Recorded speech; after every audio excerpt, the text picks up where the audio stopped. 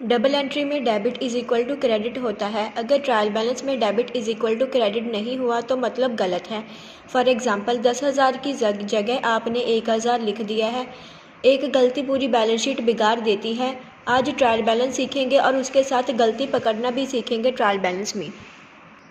Hello R commerce point family, मैं हूँ Rukhsana Rashid. Chapter subsidiary books और प्लस कैश बुक के बाद आज की वीडियो में हम चैप्टर ट्रायल बैलेंस सीखेंगे।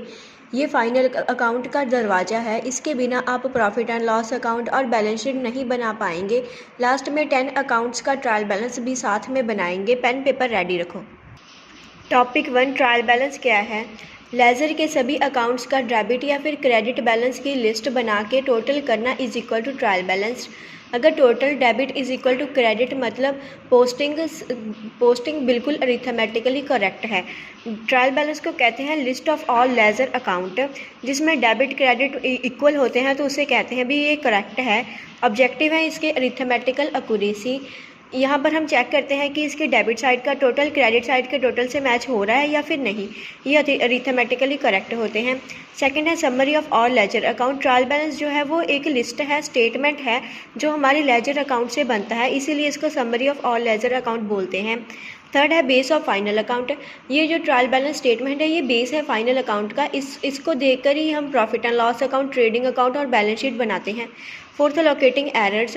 यहाँ पर गलती पकड़ना इजी हो जाता है और गलती है तो पता चल जाता है यहाँ पर कि हमने कौन सी गलती की है जर्नल एंट्रीज में। ट्रायल बैलेंस एक अकाउंट नहीं है, ये स्टेटमेंट है। ये अकाउंट नहीं है, ये एक स्टेटमेंट है। इसका कोई डेबिट क्रेडिट साइड नहीं होता, सिर्फ एक स्टेटमेंट है, इसीलिए इसे के आगे डेबिट क्रेडिट नहीं लिखते हम।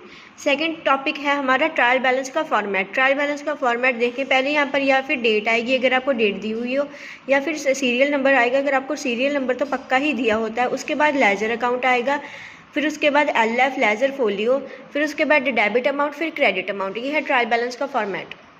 थर्ड है टॉपिक 3 कौन सा अकाउंट कौन सी साइड। मीन्स भी हम डेबिट साइड कौन सा अकाउंट लिखेंगे और क्रेडिट साइड में कौन सी अकाउंट की अमाउंट लिखेंगे। डेबिट साइड में आएगा फर्स्ट ऑल एसेट्स की अमाउंट आएगी, ऑल एक्सपेंसेस की एंड लॉसेस की अमाउंट आएगी सेकंड। थर्ड है ड्राइंग्स की अमाउंट आएगी। फोर्थ परचेज रिटर्न की अमाउंट आएगी। I repeat it again, debit side वाले कॉलम में अमाउंट आएगी ऑल एसेट्स की, ऑल एक्सपेंसेस एंड लॉसेस की, ऑल ड्राइंग्स की, ऑल परचेज रिटर्न की। उसके बाद है क्रेडिट साइड। क्रेडिट साइड में ऑल लिबिलिटीज़ आएंगी, उनकी अमाउंट आएगी, कैपिटल अकाउंट की अमाउंट आएगी, ऑल इनकम एंड गेंस की अमाउंट आएगी, सेल्स रिटर्न की अमाउंट आएगी। I repeat it again, credit side में आएगी ऑल लिबिलिटीज़ की amount, capital amount, all incomes and gains की अमाउंट, सेल्स रिटर्न की अमाउंट। उसके बाद है हमारा फोर्थ टॉपिक है न्यूमेरिकल। न्यूमेरिकल का आप क्वेश्चन का स्क्रीनशॉट ले लें। यहाँ पर हमको दिया हुआ है क्वेश्चन, फॉलोइंग बैलेंसेस से ट्रायल बैलेंस बनाओ at the end of the year. हमने इन सब से एक ट्रायल बैलेंस बनाना है ईयर के एंड में के लिए। आप इसी तरह से ट्रायल बैलेंस का फॉर्मेट बना लें। Serial number, ledger account, LF, ledger folio, debit credit. पहले हम लिखेंगे हमें क्या दिया हुआ है क्वेश्चन में। पहले है क्वेश्चन में कैपिटल 1 लाख, फिर उसके बाद है कैश 8,000। कैपिटल है यहाँ पर, ये होगी क्रेडिट। कैपिटल नेचर क्या होता है, क्रेडिट होता है। ये हम वहाँ पर ट्रायल बैलेंस के सॉल्यूशन में जाकर क्रेडिट करेंगे। पहले हम यहाँ पर लिखेंगे सीरियल नंबर, फिर हम लेजर अकाउंट का नेम लिखेंगे कैपिटल अकाउंट,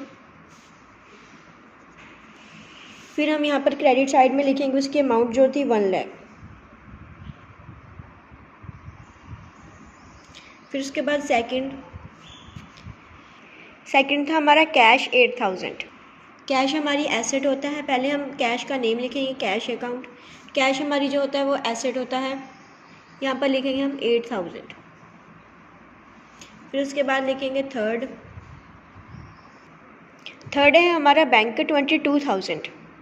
अब बैंक की एंट्री करेंगे, बैंक का पहले नेम लिखेंगे बैंक अकाउंट, फिर उसके बाद उसकी अमाउंट डालेंगे 22,000।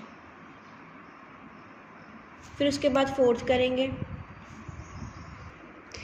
फोर्थ है हमारा परचेज 60,000। अब इसको डालेंगे परचेज को स्टेटमेंट में, परचेज अकाउंट 60,000। ये भी डेबिट होगा क्योंकि परचेज का नेचर होता है वो डेबिट होता है। फिर उसके बाद है फिफ्थ है हमारा सेल्स 90,000। हमारी यहाँ पर 90,000 की सेल्स हुई हैं। अब हम इनको लिखेंगे। Sales account. सेल्स का नेचर क्या होता है? क्रेडिट। यहाँ पर हम लिखेंगे क्रेडिट वाले कॉलम में 90,000। फिर उसके बाद है डेटर्स 25,000, ये हमारी एसेट होती है, हम एसेट वाले डेबिट साइड वाले कॉलम में लिखेंगे। 6th है डेटर्स अकाउंट। डेटर्स की अमाउंट कितनी है? 25,000। फिर उसके बाद 7th हमारे यहाँ पर क्रेडिटर्स 15,000। क्रेडिटर्स का नेचर क्या होता है? क्रेडिट होंगे ये। पहले लिखेंगे नेम क्रेडिटर्स अकाउंट, फिर लिखेंगे उसकी अमाउंट 15,000। फिर उसके बाद नेक्स्ट है हमारा फर्नीचर 20,000। फर्नीचर हमारी एसेट है, ये डेबिट होगा। फर्नीचर अकाउंट एसेट है हमारा 20,000, इसका डेबिट में जाएगा। फिर उसके बाद 9th है हमारा सैलरी 12,000। अब हम इसकी पोस्टिंग करेंगे। सैलरी हमारी डेबिट नेचर की होती है, हम डेबिट साइड वाले कॉलम में लिखेंगे। इसका अमाउंट थी इसकी 12,000। उसके बाद है 10। फिर उसके बाद है रेंट 6,000। हमने रेंट है जो वो डेबिट नेचर का होता है, हम इसके डेबिट कर देंगे। पहले हम लिखेंगे नेम रेंट अकाउंट, फिर हम लिखेंगे उसकी अमाउंट 6,000। फिर उसके बाद है 11th। फिर उसके बाद हमारी 2 ट्रांजैक्शंस बची हैं। अब हमने पोस्टिंग करनी है। पहली हमारी ड्राइंग्स 5,000। ड्राइंग्स का पहले नेम लिखेंगे अकाउंट, ड्राइंग्स अकाउंट। कितने की हैं ड्राइंग्स? हमारी 5,000 की हैं। फिर उसके बाद 12 है हमारा बैंक लोन 18,000। बैंक लोन जो होता है वो क्रेडिट होता है, क्योंकि हमने यहाँ पर दिया नहीं हुआ, तो हम इसे कंसीडर करेंगे कि ये क्रेडिट नेचर का है, हमने बैंक से लोन लिया है, हमें पे करना है ये। अब हम इसकी पोस्टिंग करेंगे। पहले हम लिखेंगे नेम बैंक लोन, इसकी अमाउंट डालेंगे क्रेडिट साइड में 18,000। एंड पर हम इन सब का टोटल कर देंगे। ओके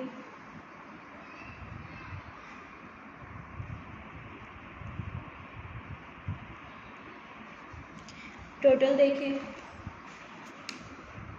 पहले हम करेंगे डेबिट साइड का 8,000, 22,000, 60,000, 25,000, 20,000, 12,000, 6,000, 5,000। इसका टोटल आता है हमारे पास 1,58,000। अब हम देखेंगे कि ये मैच कर रहा है क्रेडिट साइड से या फिर कोई प्रॉब्लम आ रही है। क्रेडिट साइड का देखेंगे 1 लाख प्लस 90,000 प्लस 15,000 प्लस 18,000। हमारा क्रेडिट साइड का टोटल है जो हमारे आंसर के साथ मैच हो रहा है, और डेबिट साइड वाला नहीं हो रहा है। हम डेबिट साइड को दोबारा से कर देखेंगे। पहले हम लिखेंगे क्रेडिट साइड वाला 2,23,000। अब हम डेबिट साइड वाले को फिर से करेंगे।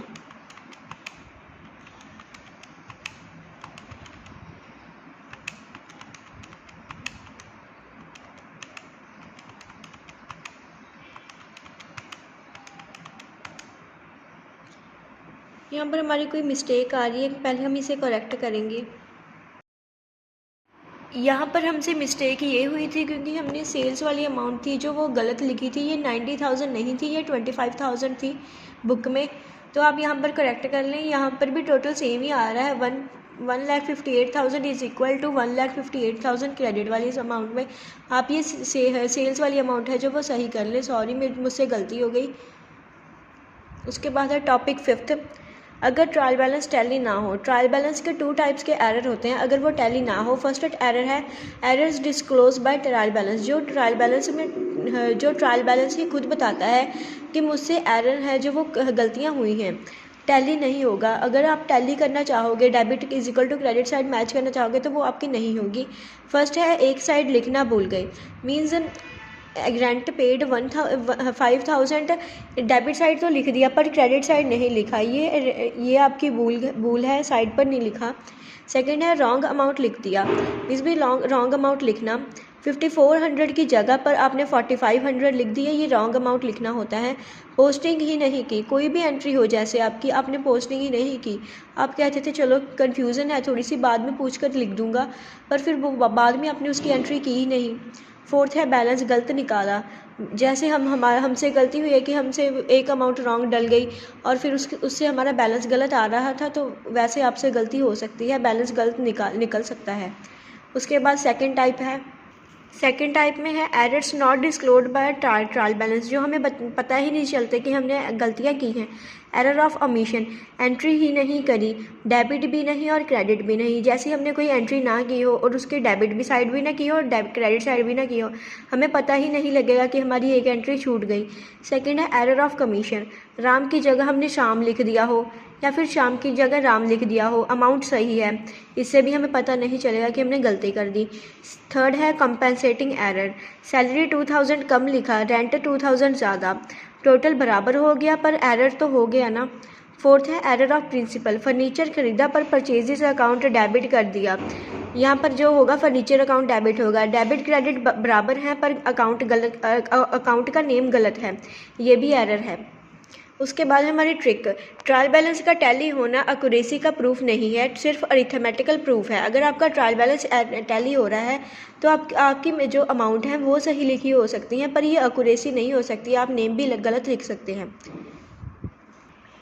Eight last trial balance is equal to ledger का names plus debit credit is equal to balance check करना, टैली होना is equal to arithmetical correct है पर एक्यूरेसी नहीं है। नेक्स्ट वीडियो फाइनल अकाउंट्स की है, तब तक ट्रायल बैलेंस को याद कीजिए और इसकी प्रैक्टिकल प्रॉब्लम्स है जो वो सॉल्व कीजिए। अगर पीडीएफ चाहिए तो ट्रायल बैलेंस में कमेंट कर दें कि PDF trial balance, video save कर लेना, एग्ज़ाम के पहले 10 मिनट में रिवीजन हो जाएगा। मिलते हैं फाइनल अकाउंट में, उसके बाद लाइक शेयर एंड कमेंट ज़रूर कर दें और सब्सक्राइब कर दें, बेल आइकन को प्रेस कर दें ताकि आपको मेरी वीडियोज़ आसानी से मिल सके, और सब्सक्राइब कर दें RRR कॉमर्स पॉइंट को। Thank you and keep learning.